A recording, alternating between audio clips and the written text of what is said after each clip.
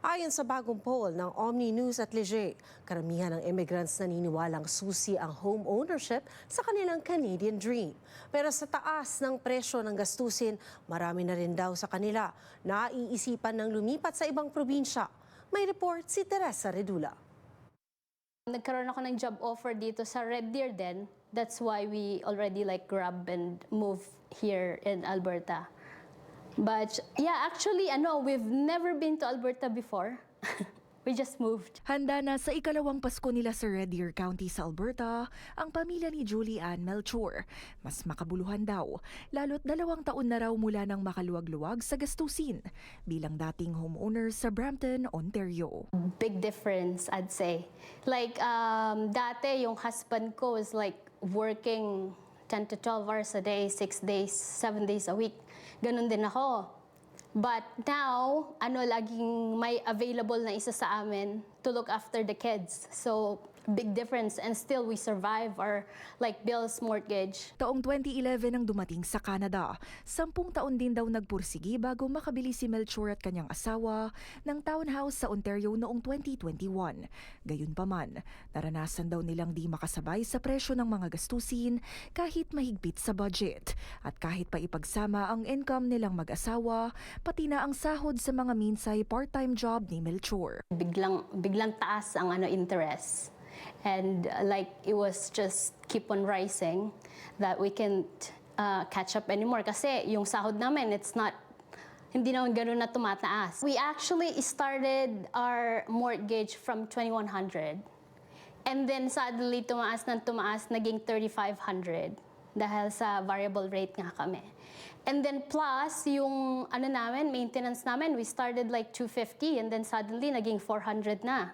Plus property tax pa and then all the car insurance. Ang karanasang ito, karaniwan pero di raw inaasahan ng maraming bumili ng tahanan sa panahon ng pandemya.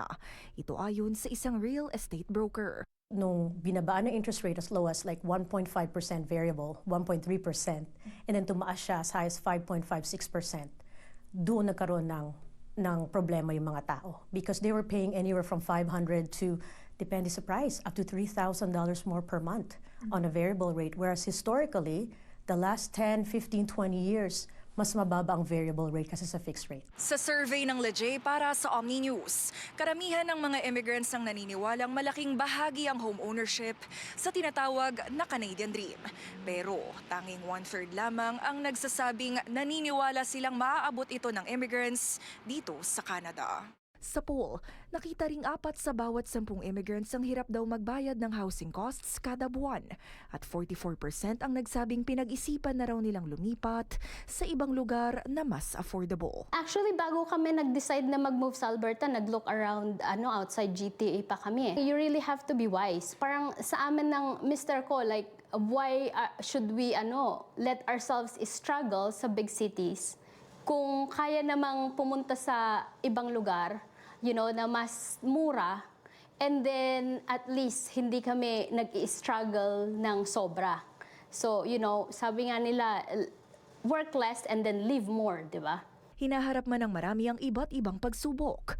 Ayon sa Center for Immigrant and Community Services, malaking bahagi raw sa pagpupursigi ng immigrants na manatili sa Canada ang kanilang optimism sa hinaharap sa bansa. The difficulty in getting into the housing market, owning your own home, certainly it is not something that is only limited to newcomers. And so I think people, when they come here, they understand that, right? They are no strangers to facing difficulties in terms of affordability and so on.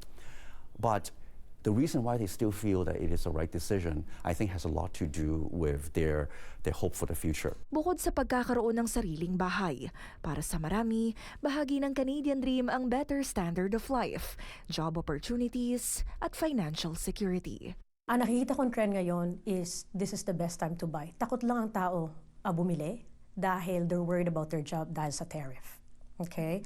At saka sa inflation. But if you want to buy, these are the prices na very reasonable. These are the prices prior to COVID. At least ngayon, approved na yung 30-year mortgage for first-time home buyers. I hope na looking back, yung gumawa sila ng more homes na mas I'd say affordable for people like us. Teresa Redula, Omni News, Toronto.